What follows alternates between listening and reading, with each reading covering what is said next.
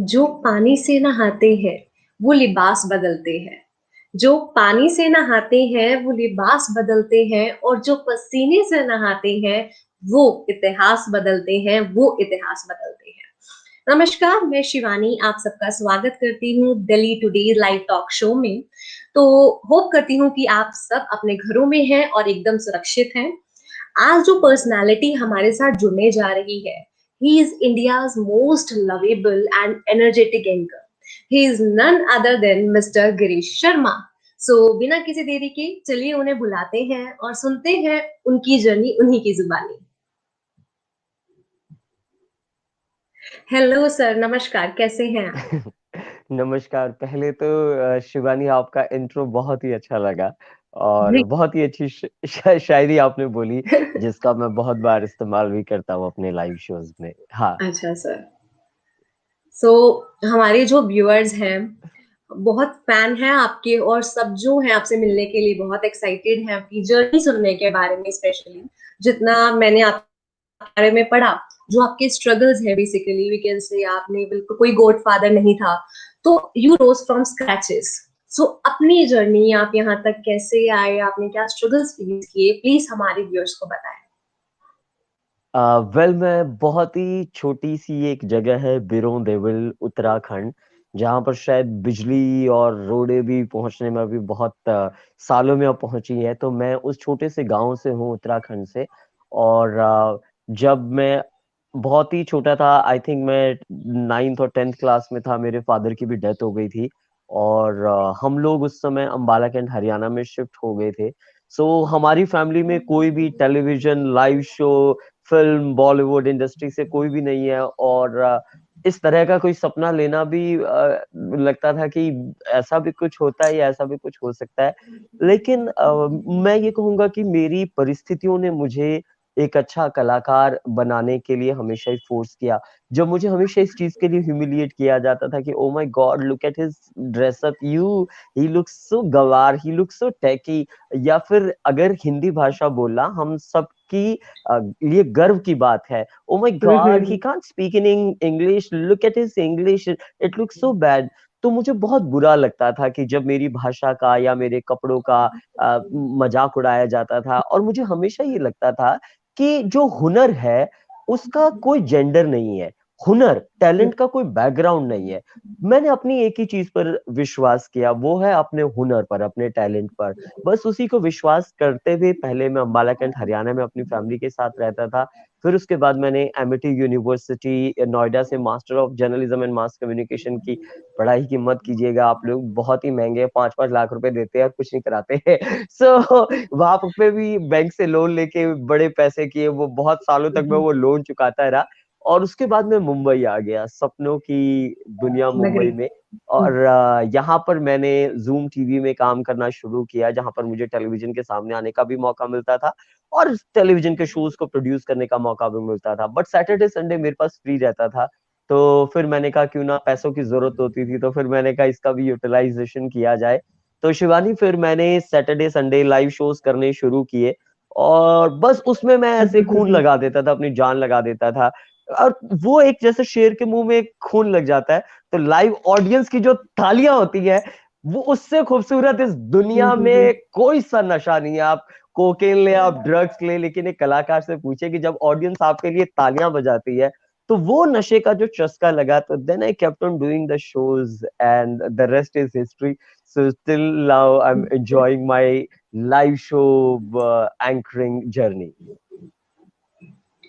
Sir, जैसे कि आपने बोला कि जो आपका बैकग्राउंड था, लाइक वेरी हम्बल बैकग्राउंड से आप बिलोंग करते हैं, और वहां से उठकर यहाँ आना, स्पेशली जब हम किसी ऐसे टीवी, जैसे कि आपने कहा कि टीवी फील्ड की बात करते हैं या इस इवेंट एंकरिंग की बात करते हैं, सो बहुत लोग सोचते हैं कि हाँ, मतलब पार्ट टाइम ठीक है, चलो अच्छा लगता है कर लिया, बट इसको फुल टाइम आपने जो है ऑप्ट किया। अपना करियर जो है आपने इसी में आगे लेकर गए, और आज हम सब देख रहे हैं कि आप कहाँ हैं।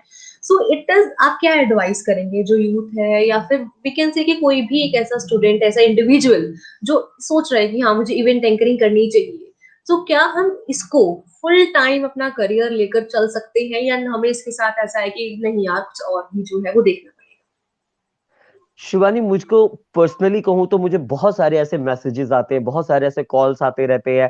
मुझे मेरे यूट्यूब चैनल पर भी बहुत सारे लोग इस चीज के लिए पूछते हैं, क्योंकि हम्म, डॉक्टर है, इंजीनियर है, लॉयर है, टीचर है, ये क्लीशे प्रोफेशन है। विद हम्म, रिस्पेक्ट, हम्म, उसमें ये है कि अगर आप इस प्रोफेशन में, आपको पता है कि क्या रूल्स है, कौन सी पढ़ाई करनी है, वो इस हम्म, प्रोफेशन में चले जाए।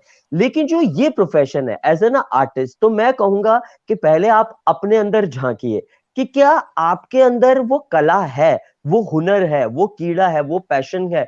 और क्या है कि बहुत बार टैलेंट होना अलग चीज है, लेकिन अपने टैलेंट को बेचने का टैलेंट होना एक अलग चीज है। तो आपके अंदर टैलेंट भी होना चाहिए और टैलेंट को बेचने का टैलेंट भी होना चाहिए। और अगर आपके पास वो दोनों चीज है, तो आई थिंक ये फुल टाइम बेस्ट प्रोफेशन है। देख लो, बॉम्बे में हूँ, इतने बढ़िया घर में खुद के, और इधर उधर भी घर है, पर डे के लाखों रुपए कमाते हैं, सिर्फ 2 घंटे स्टेज पर जाते हैं, हो हल्ला करके आते हैं, थोड़ा शोर तो मचाइए। और 5 स्टार होटलों में रहते हैं, मजे से ट्रैवल करते रहते हैं पूरे वर्ल्ड वाइड। अभी तो सिर्फ इंडिया में ही कर पा रहे बिकॉज ऑफ कोविड। और हम्म, उससे भी ज्यादा शिवानी, जो अच्छी चीज है कि लोगों की खुशियों में शामिल होते हैं। You spread happiness and you earn lot of money. So definitely, and now for the live show industry, event industry, और इसके साथ साथ आप टेलीविजन में भी करते रहे, तो ये बहुत अच्छा बूम कर रहा है, और बहुत अनबिलीवेबल पैसा आप कमा सकते हैं। मैं आपको बताना चाहूंगा कि 5 साल तक मैंने जूम टीवी जो चैनल में जितना पैसा कमाया, उतना सिर्फ मैंने लाइव शोज करके सिर्फ 5 महीने में कमा लिया। 5 साल और 5 महीने, तो वो डिफरेंस है। तो डेफिनेटली, लेकिन आपके अंदर टैलेंट और टैलेंट बेचने का टैलेंट, ये दोनों टैलेंट जरूर होने चाहिए। सर जैसे कि आपने कहा कि टैलेंट और टैलेंट बेचने का टैलेंट, टैलेंट तो पहचान लिया, किसी के सामने अच्छा बोल सकते हैं, या फिर हम नॉर्मली एक वीडियो रिकॉर्ड करें उसमें अच्छा बोल सकते हैं, हाँ टैलेंट है। बट टैलेंट को बेचने का टैलेंट क्या है, मतलब ये हम अपने, क्योंकि ये कैसे स्किल आई थिंक जो हम टाइम के साथ सीखते रहते हैं, सो वो स्किल क्या है? देखिए, उसके लिए तो आपको मुझे पैसे देने पड़ेंगे वो बताने के लिए, वो अंदर के सीक्रेट है। ओके, तो मैं ये बोलना चाहूंगा कि अब पहले तो हम लोगों को दूसरे पे डिपेंडेंट होना पड़ता था, कि हम ये बोले किसी को कि यार हमें काम दे देना या काम के लिए कह देना। मैंने भी शुरुआत में ऐसे से ही, जब तक मुझे अक्ल नहीं थी, मैं लोगों को फोन करता था, यार कुछ इवेंट हो तो बताना, कोई शो हो तो, कोई टेलीविजन का शो हो। अब हमारे पास 3 बड़े ब्रह्मास्त्र है। पहला है इंटरनेट, दूसरा है इंटरनेट, और तीसरा है इंटरनेट। इंटरनेट एक ऐसी चीज है कि अगर आपके भीतर टैलेंट है, तो आप अपने वीडियोस को आप डालिए सोशल मीडिया में। अगर आज आज की डेट पे anybody all over the India, all over the world, if they right best wedding anchor, तो सबसे पहले मेरा ही वीडियो आता है उसमें, वहां पर। क्यों? क्योंकि मैंने इस चीज को समझा कि यार, अगर मेरे अंदर जो टैलेंट है, I would put it digitally. और लोग बहुत शार्प है शिवानी, लोग इस चीज को समझ जाते हैं। हाँ भाई, वो 10 सेकंड में समझ जाते हैं कि हमारे को इस आर्टिस्ट को करना है और हमारे को इस आर्टिस्ट को नहीं करना है। तो सबसे पहले तो मैं ये कहूंगा कि आपको अपने टैलेंट को किसी के आगे भीख नहीं मांगनी, किसी को आगे कहना नहीं है। लेकिन लोगों को पता होना चाहिए कि आप ये आर्टिस्ट है। तो वो कैसे पता होगा? जब आप सभी सोशल मीडिया प्लेटफॉर्म्स पे बहुत एक्टिव होंगे। दूसरी चीज कि आपको प्रेजेंटेबल होना बहुत ज्यादा जरूरी है। अभी तो मेरे पास बहुत पैसे हैं, अभी तो मेरे डिजाइनर है जो मेरे शोज के सारे आउटफिट डिजाइन करते हैं। लेकिन जब मेरे पास पैसे नहीं भी होते थे, तब भी I used to make sure कि मैं 50,000 के कपड़े पहन करके जाऊं। आपको एज एन आर्टिस्ट प्रेजेंटेबल होना बहुत ज्यादा जरूरी है। और तीसरी चीज, डू और डाई सिचुएशन। जो आपका एक शो है, जो आप 200 लोग या 400 लोग के बीच में कर रहे हैं, वहां पे आपको अपना ब्लड देना है, खून देना है, क्योंकि वो शो ही आपको अगले 100 शोज दिलाएगा। तो माउथ पब्लिसिटी जो है, वो बहुत ही ज्यादा इंपॉर्टेंट चीज है। तो आई थिंक इन 3 फैक्टर्स पर अगर आप काम करेंगे, कि डिजिटली अपने आप को स्ट्रांग करेंगे, अपने आप को प्रेजेंटेबल भी करेंगे, और उससे अगली चीज की, जो भी आप शो परफॉर्म कर रहे हो, आपको ऐसे परफॉर्म करना है कि ये मेरी जिंदगी का लास्ट शो है। तो तब कैसे परफॉर्म करेंगे? तो आई थिंक तब अपने आप ही आपकी मार्केटिंग होगी, और आप स्ट्रॉन्ग आर्टिस्ट बन के सामने आएंगे। तो जैसे कि आपने बोला कि अगर आप डिजिटली आते हैं तो इस फील्ड में कुछ, मतलब ये फील्ड भी ऐसी है कि कोरोना के टाइम पे भी जितने इवेंट्स हो रहे हैं वो डिजिटली हो रहे हैं, फिजिकली नहीं हो रहे बट डिजिटली वो हो रहे हैं। और अगर हम में टैलेंट है हम उस फील्ड में आ सकते हैं। हाँ जी सर बोलिए। मैं ये कह रहा था कि डिजिटल इवेंट को तो मैं बहुत ही ज्यादा मेरे को इरिटेट करते हैं शिवानी, मुझे बहुत डिसएग्री लगता है। मुझे लगता है कि डिजिटल इवेंट और लाइव इवेंट में फर्क है। अगर किसी को मैंगो खाना है, मैं उसकी मैंगो की फोटो दे रहा हूँ, ये लो ये खा लो। ओके। सो मैंने बहुत सारे डिजिटल इवेंट किए, मुझे बहुत सारा पैसा भी मिला, बट नाउ आई फेल्ट कि यार digitally if I have to take some interviews, if I have to give some information, that is fine.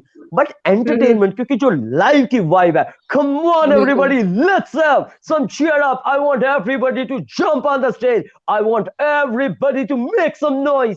वो सारी चीजों की जो एनर्जी है, जो हम्म। वाइब है, जो पैशन है, जो धमाका है, जो डांस है, जो कॉमेडी है, जो एंटरटेनमेंट है, वो कहाँ आप लाइव में कर पाते। तो ये डेफिनेटली कोविड की वजह से सबको है, but hope for the best, क्योंकि सब चीजों का एंड है। तो रात के बाद सुबह जरूर होती है, तो इस चीज का भी एंड जरूर होगा फॉर श्योर।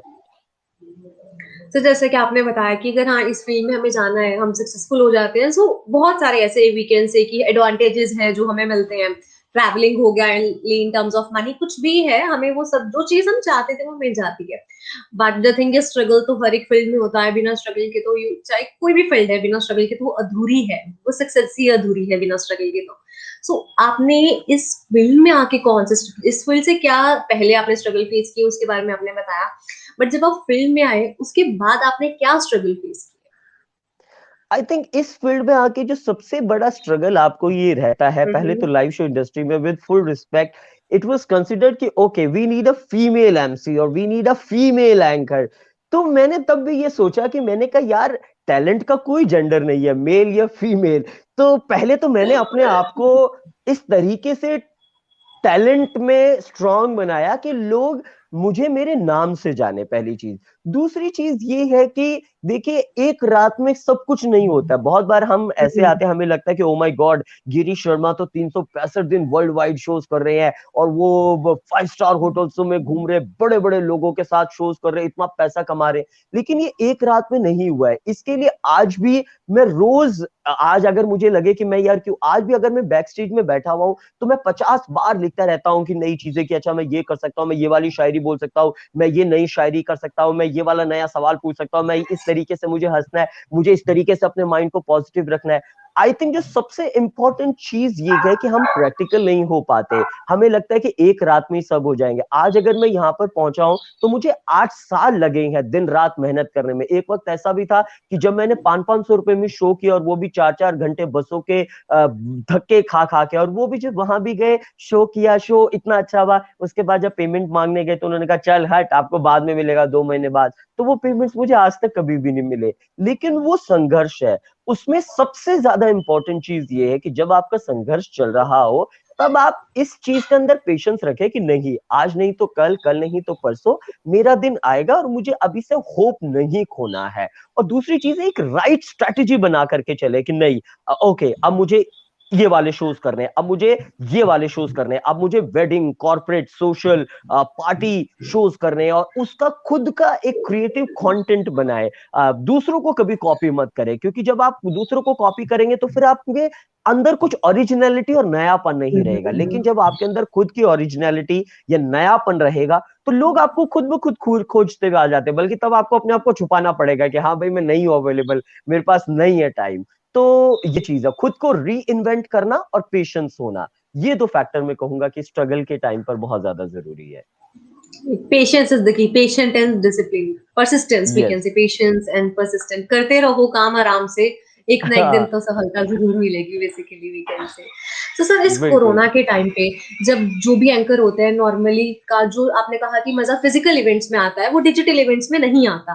सो इस टाइम करेक्ट। पे अब हम कह सकते हैं कि सेकेंड वेव स्टार्ट हो चुकी है, which is very right. Dangerous, like सब अपने राइट। अपने घरों में बैठे हुए हैं। उस टाइम बिल्कुल। पर अपने टैलेंट को ये पॉलिश करते रहना, कॉन्फिडेंट रहना कि हाँ कोई बात नहीं, डिजिटल इवेंट्स आ रहे हैं, हाँ लाइव भी आएंगे, बिकॉज एक पॉजिटिविटी जो होती है ना, वो सबसे बड़ी चीज होती है। और स्पेशली ऐसे करियर ऑप्शंस में जहाँ वी कैन से कि जो लाइव और डिजिटली दोनों अलग अलग हो जाता है, क्योंकि जो लाइव में मजा है वो हमारे प्रोफेशन में डिजिटल में नहीं है।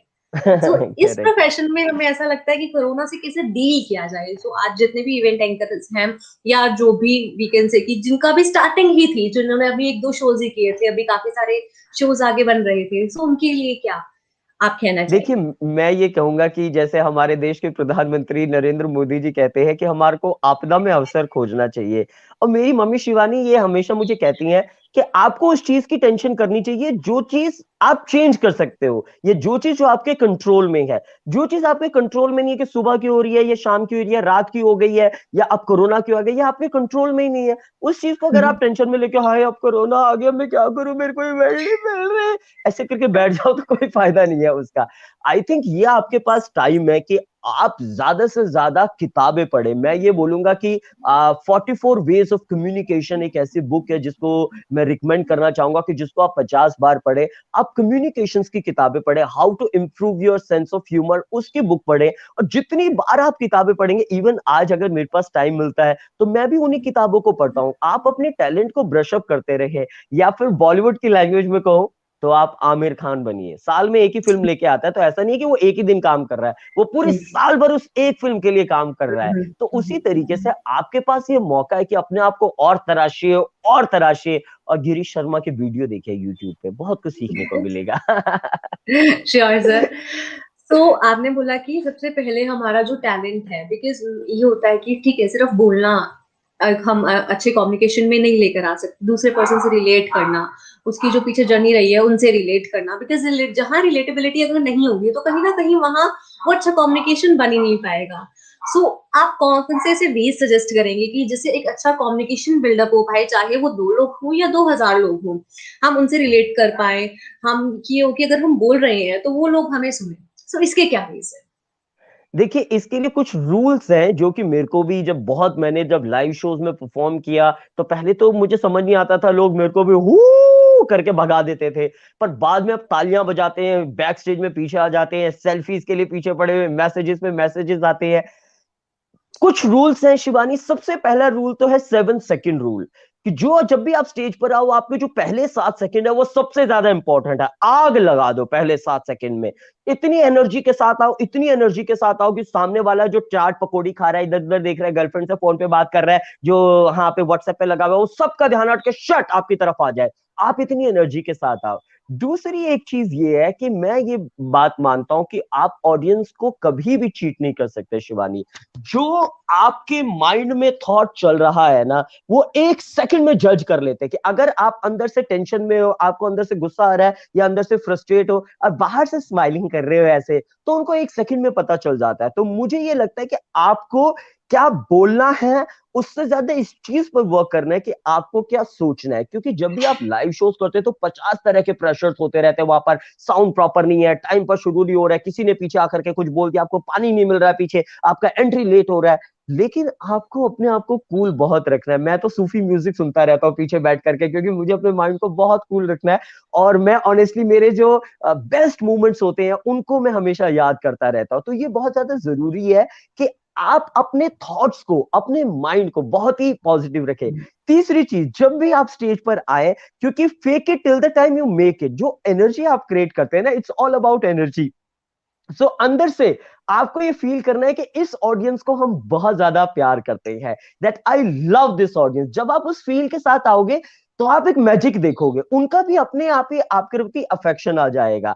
नेक्स्ट चीज मैं आपको बोलना चाहूंगा वो ये कि जब भी आप दूसरों से बातचीत करते रहे, तो ये मत समझिए कि 100 लोग हैं तो 100 से कैसे बातचीत करें। आप ऑडियंस के बीच में घुस जाइए और किसी एक से बात करना शुरू कर दीजिए। हाँ जी, क्या हाल है राजेश जी? राजेश जी की मूछें तो देखिए क्या है। कहते हैं वो मूछें ही क्या जिस पर हाथ फेरा न जाए, और वो लड़की ही क्या जिसे छेड़ा ना जाए। राजेश जी ये बताइए कि शादी का लड्डू खाना चाहिए नहीं खाना? जब आप एक से बात करना शुरू करेंगे ना, जो बाकी लोग हैं इधर उधर, मनोविज्ञान ये कहता है कि उन सबका भी आपके प्रति अटेंशन खो जाएगा। और जो last but not the least मैं कहूंगा कि practice practice practice practice practice practice. जितनी बार आप प्रैक्टिस कर सकते हैं उतनी बार आप अपने जो आपको चीजें बोलनी है उसकी प्रैक्टिस करें। और उससे भी ज्यादा इंपॉर्टेंट चीज, नेचुरल रहे। ऐसे नहीं कि वहां पे जाके और आज की शाम में हम लेकर के आए हैं एक ऐसी दिलकश अदाकारा जिसे देखकर आपके दिल इलू इलू करने लगेगा। लोगों को ये नहीं चाहिए। लोगों को चाहिए कि आप नॉर्मल बात करें, जैसे आप आपके पड़ोस के गुप्ता जी, सोमरा जी से बात करते हैं, वैसे ही नॉर्मल बात करें। तो जितने आप नेचुरल उनके साथ रहेंगे उतना वो आपसे कनेक्ट होंगे। लाइक कनेक्टिविटी जो है वो बहुत मस्ट है एक गुड यस। कम्युनिकेशन के लिए, चाहे वो एक इवेंट की बात करें या पर्सनल कम्युनिकेशन की बात करें। तो सर नॉर्मली जब स्टेज पे जाते हैं तो आपने कहा कि एनर्जी होनी चाहिए, बिकॉज ऑडियंस को अपनी तरफ अट्रैक्ट करना, तो एनर्जी अगर हमें ढीले ढाले रहेंगे तो ऑडियंस तो कोई अट्रैक्ट होगा ही नहीं, सर हम ही अपने आप से अट्रैक्ट नहीं होंगे, बाकी सब तो बहुत दूर की बात है। सो बहुत सारे लोग करेक्ट। ऐसे होते हैं लाइक बहुत वेल प्रिपेयर्ड हैं, हाँ भाई स्टेज पर फुल एनर्जी से जाएंगे, बट स्टेज पर जाके कुछ ऐसा स्टेज फियर होने लग जाता है, हाथ कांपने लग जाते हैं। तो मेरे को स्टेज वो पर कैसे? जाते ही ऐसे ले टांगे कांपने लग जाती है कि यार अभी क्या हो गया, ये यहाँ पर क्या हो गया, ये आ गया। उसका ना शिवानी एक ही सोल्यूशन है जिसको मैं यूज करता हूँ। आप अपने माइंड में सोचो कि ये सामने जो बैठे हैं सब बेवकूफ है, ये सब पागल है, क्योंकि सब हमारा सबकॉन्शियस माइंड का गेम है। जब तक हमारे माइंड को लगेगा oh my god the dignitaries are here, oh my god the chief guest is here, oh my god they are gonna see me, oh wow such a big people are here, तो definitely you will feel कि oh my God हमें क्या करूं, मेरे को कुछ नहीं समझ। जब आपको लगेगा कि हाँ यार सामने सब बैठे सब बेवकूफ है, पहला ये थॉट। और दूसरा ये सोचो कि ये आप सामने जितने भी लोग बैठे ना वो सारे मेरे दोस्त है। ये थॉट आप अपने माइंड को दो। जितनों को भी स्टेज फियर है, it works like a magic, कि आप अपने माइंड को ये थॉट दें कि जितने भी सामने लोग बैठे हुए हैं सब मेरे दोस्त है, सब मेरे फ्रेंड्स है। तो वो जो आपका स्टेज फियर है वो अपने आप ही गायब हो जाएगा and you will feel so comfortable. So एक ट्रिक ना जो मैंने यूज किया है इसकी, आप सपोज जैसे 100 लोग बैठे हैं सामने, तो आप उन 100 लोगों को देखो, बट असल में आप उन 100 लोगों को नहीं देखो। लाइक आपकी आंखें हो उन 100 लोगों पर, बट आपका ध्यान कहीं और हो, तो उससे एक आई कांटेक्ट भी बन जाता है कि उन लोगों को ऐसा लगता है कि आप उन्हें देख रहे हो, बट इन रियलिटी आप उन लोगों को नहीं देख रहे हो।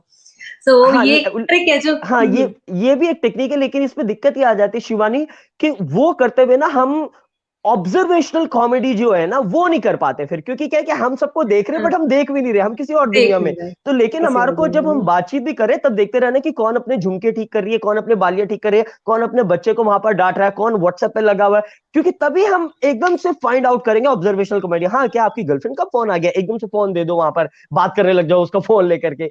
तो ये जरूरी है कि बहुत बार पहले भी मैं अपने आप को सोचता था कि मैं सबको देख रहा हूँ बट मैं देख ही नहीं रहा हूँ किसी को। लेकिन फिर मुझे ये लगा कि नहीं, मैं कोई बात नहीं, मैं इनको देखता हूँ, मैं सोचता हूँ कि ये मेरे सारे दोस्त ही हैं, यहाँ पर कोई कुछ नहीं होगा। और लास्ट ये होता है कि ये सोचो कि वर्स्ट से वर्स्ट क्या हो जाएगा, वर्स्ट से वर्स्ट मेरा परफॉर्मेंस खराब हो जाएगा और क्या हो जाएगा, वर्स्ट कॉन्सिक्वेंस सोचो। उसके बाद आपको नेचुरली बहुत ही अच्छा फील होने लग जाएगा लोगों के बीच में वहां पे। और एंजॉय करो, जब भी आप स्टेज पर जाओ आप एंजॉय करो, जब भी आप जा रहे हैं आप एंजॉय करो। तो जब आप अंदर से एंजॉय करोगे, क्योंकि मनोविज्ञान साइकोलॉजी ये कहती है शिवानी कि अगर आप स्ट्रेस में हैं तो आपका माइंड का ह्यूमर और आपके माइंड का एंटरटेनमेंट वर्क ही नहीं कर सकता। It's like a two window, कि जैसे ही आप स्ट्रेस वाली विंडो ओपन हुई तो आपकी ह्यूमर वाली विंडो शट हो जाएगी। तो इसलिए क्या है कि स्ट्रेस वाली विंडो को बिल्कुल नीचे करेंगे तो ह्यूमर अपने आप ही सबके उभर सामने कर आएगा प्रेजेंट होता रहेगा। यस। सबके सामने। Okay sir. सर अब मैंने ना कई बार ये ऑब्जर्व किया है, सपोज कोई भी इंडिविजुअल है, टैलेंट है, बोलने का अच्छा टैलेंट है, बट अगर कल इवेंट करना है तो गूगल करते हैं सबसे पहले एंकरिंग स्क्रिप्ट ऑफ फेयरवेल या anchoring script on college freshers party, शायरी। चलो शायरी तो हम नहीं बना सकते कहीं, मतलब तो वो हमें कॉपी करनी पड़ती है, बट अगर हम स्क्रिप्ट की बात करते हैं तो स्क्रिप्ट ऐसा होता है कि हाँ पिछले साल की स्क्रिप्ट है, चलो वो कॉपी कर लिया, गूगल से लाइंस उठा ली, जो फिर बाद में हमारी पिचिंग लाइंस बन जाती है। सो ये कितना इंपॉर्टेंट है कि हमारे बोलने के साथ साथ हमारा बोलना ओरिजिनल है, ठीक है, वो कोई हम किसी का कॉपी नहीं कर सकते, हमारे थॉट्स भी ओरिजिनल हो, ये कितना इम्पोर्टेंस रखता है इसमें। शिवानी, जो फारूक शेख जी है ना, जिन्होंने जीना इसी का नाम है जैसा शो किया, मेरी खुशकिस्मती रही कि उनकी डेथ से एक वीक पहले मेरे को उनका इंटरव्यू लेने का मौका मिला। मैं उनके घर में गया तो मैंने कहा कि आप तो इतने बड़े लाइव शो एंकर हैं, आपके चरणों की धूल मुझे मिल जाए और मुझे आप कोई ऐसा गुरु मंत्र दे दें कि आप हमेशा जैसे ऑडियंस को बांध के रखते थे, तो वो कैसे हो हम्म। सकता है।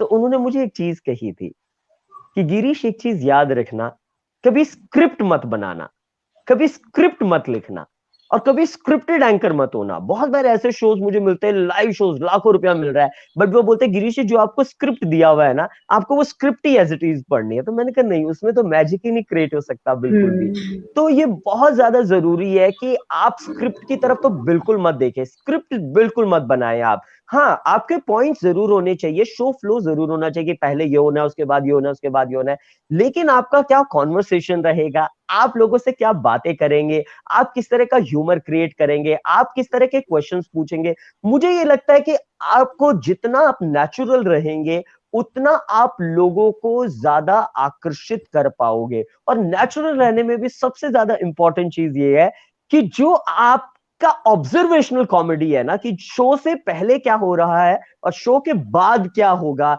या शो से पहले लोग कैसे तैयारियां कर रहे हैं, वो सब आप देखें। बस वही आपके शो का सबसे बड़ा कंटेंट है।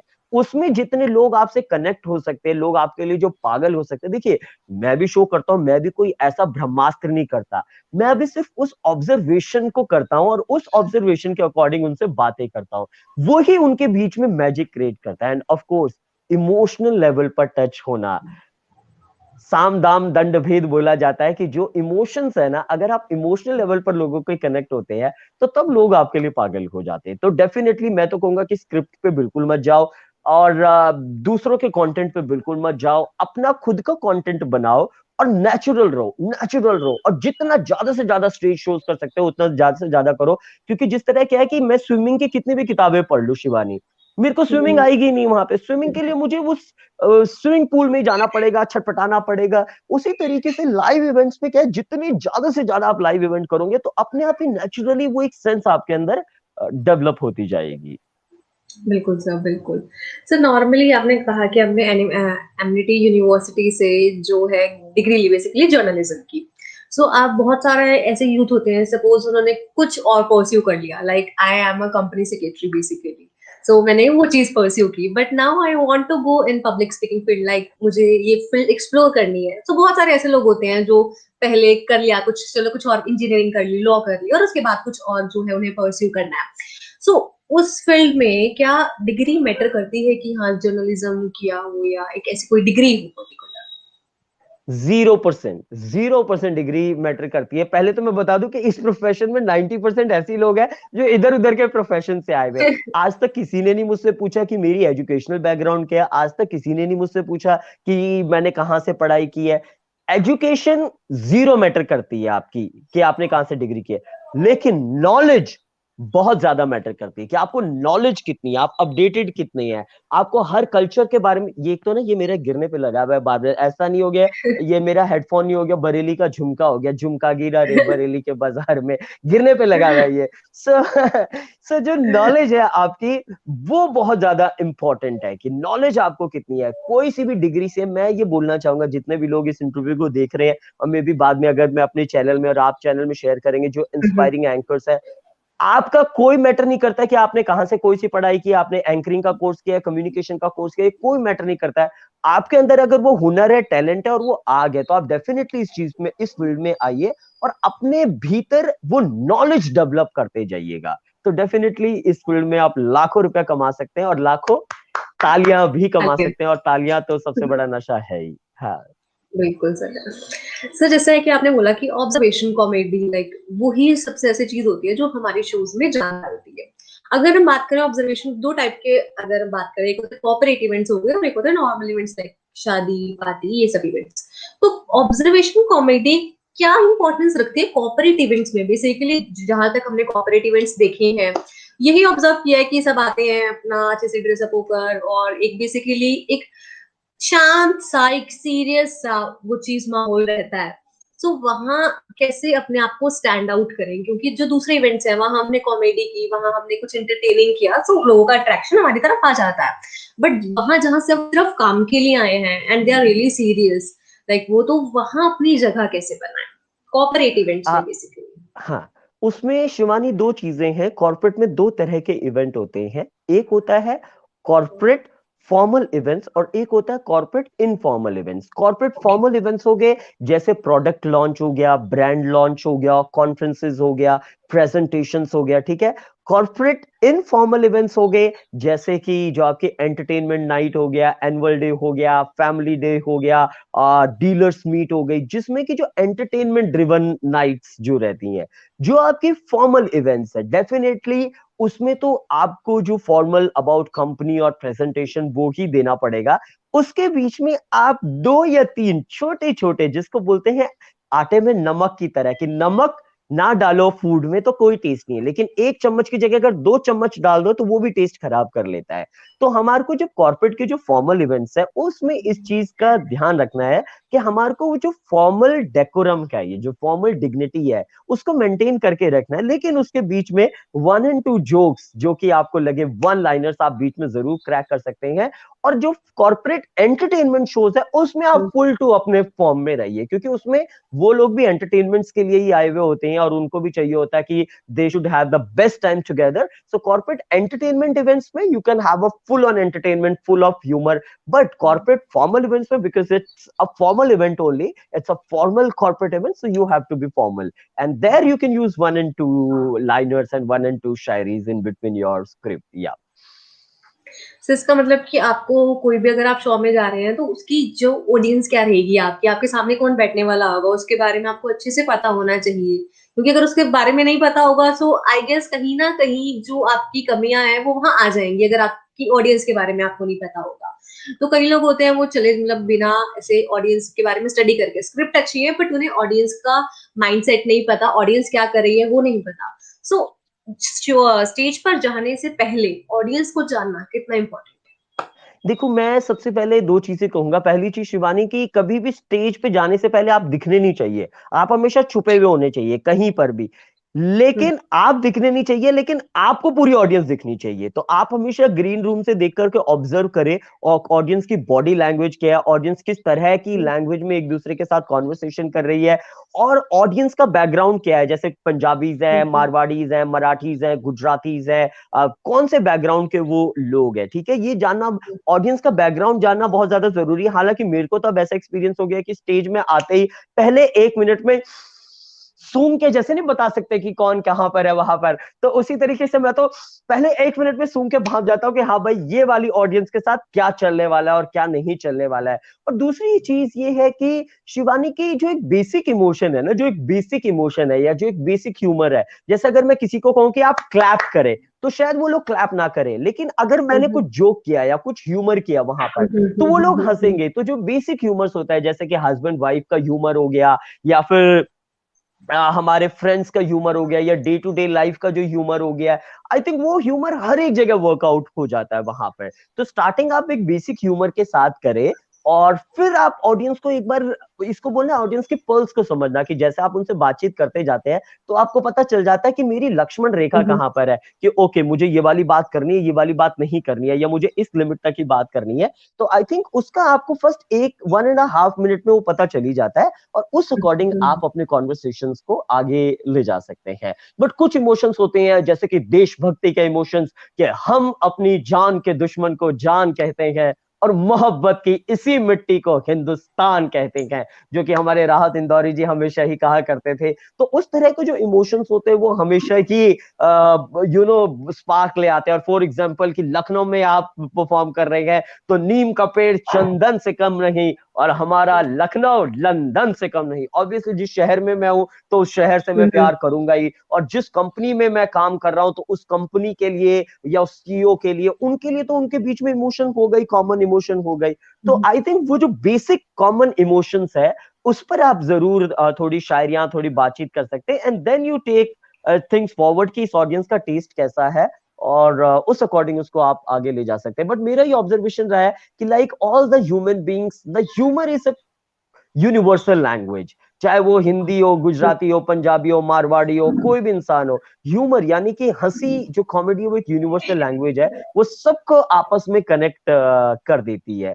तो मैं इस चीज को कहूंगा। और एक और चीज मैं इसमें मेंशन करना चाहूंगा जो सबसे ज्यादा इंपॉर्टेंट है जब भी आप स्टेज पे आए, वो है पॉज। बहुत बार क्या होता है, हम हमेशा बस ऐसे फास्ट फास्ट बोलते रहते हैं, हमारे को लगता है कि नहीं अगर मैं फास्ट नहीं बोलूंगा तो वो शायद ऑडियंस इधर चली जाएगी। नहीं, पॉज बहुत ज्यादा जरूरी है। जितना आप प्रॉपर पॉजेस लेंगे उतना ऑडियंस आपकी तरफ और अट्रैक्ट होगी। This is what the psychology of communication is all about. या सर आपसे बात करके इट फील्स लाइक कि ओशियन, बिकॉज बहुत सारी नॉलेज है, किसी भी हम फील्ड में जाते हैं तो वो नॉलेज गैदर करने की बहुत जरूरत है, और वो नॉलेज गैदर करने का सोर्स ढूंढना सबसे मुश्किल होता है आई गेस। सो वो सोर्स आज हमें मिला। So we are really blessed and happy कि आप जो है हमारे साथ जुड़े। क्वेश्चंस बहुत सारे हैं बट टाइम जो है वो थोड़ा सा कम है। तो एक last question that I want to ask from you is कि अब ये फील्ड जो है we can say event anchoring की फील्ड इवॉल्व हो रही है, लाइक नए नए चेहरे सामने आ रहे हैं। पहले अगर बात करते थे मतलब कुछ टाइम पहले तो इतना नहीं पता था किसी को इवेंट एंकरिंग क्या होती है, या इसमें भी हम इतनी आगे जा सकते हैं, इतना नाम कमा सकते हैं। सो अब ये फील्ड जो ग्रो कर रही है, सो वो किस पेस पे ग्रो करने वाली है? कोविड का टाइम ले लीजिए आप, कोविड के टाइम पे किस तरीके से ग्रो करी है, या कोविड के बाद किस तरीके से ग्रो करने वाली है? देखिए, अब लोगों को कोविड के बाद तो स्पेशली लोगों को एंटरटेनमेंट की बहुत तगड़ी भूख होगी। और यकीन मानिए शिवानी कि ये फील्ड अब ऐसा है कि जो आग की तरह बढ़ेगा। हालांकि फॉरेन कंट्रीज में तो एमसीज का बहुत स्ट्रॉन्ग कल्चर है, और इंडिया में भी अभी भी मेरे पास 365 दिन में सांस लेने का टाइम नहीं होता है। I don't have a time even to breathe. Can you imagine कि इतना वर्क है, इतना अभी आर्टिस्ट की, गुड आर्टिस्ट की बहुत ज्यादा कमी है। तो डेफिनेटली इस इंडस्ट्री में अभी बहुत तगड़ा बूम हो रहा है, लाइव शो इंडस्ट्री में, लाइव आर्टिस्ट इंडस्ट्री में। और दूसरी चीज है कि इसमें आप अनबिलीवेबल पैसा कमा सकते हैं। तीसरी चीज ये कि आपको इसमें अनबिलीवेबल सेटिस्फेक्शन मिलेगा। चौथी चीज ये कि जब आप अपने शहर में जाएंगे तो आपके आसपास वाले सब लोग बोलेंगे कि ओ मैं आपको यहाँ देखता हूँ, मैं आपको वहां देखता हूँ। वो आपके साथ फोटोज खिंचवाएंगे। ठीक है, और उससे भी बड़ी चीज ये है कि आप दूसरों के लिए खुशियां बांटेंगे। और आई थिंक इससे खूबसूरत चीज इस दुनिया में कोई भी नहीं हो सकती। So this is the best profession, and for me I am proud and I am blessed. बहुत सारे ऐसे लोग होते हैं शिवानी जिनको बोलने का बहुत अच्छा शौक रहता है, लेकिन वो इस प्रोफेशन में नहीं आ पाते। और मेरा जो निक नेम है वो गिची है। गिची का मतलब गढ़वाली लैंग्वेज में बोलने वाला पर्सन ही होता है। तो शायद मेरे घर अच्छा। वालों को बचपन से पता था कि ये भी इस फील्ड में जाएगा।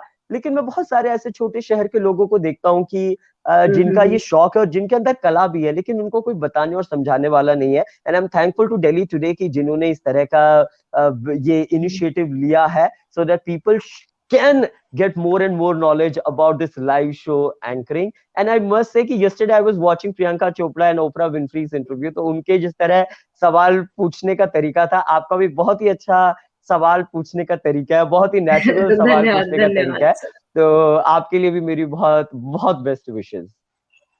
Thank you, sir. Thank you for your all warm wishes. Thank you for giving us your precious time. Hope कि आप आने वाले फ्यूचर में और भी आगे जाएं और भी लोगों के चेहरे पर मुस्कान लाएं sir. Thank you very much. Thank you, नमस्कार। नमस्कार।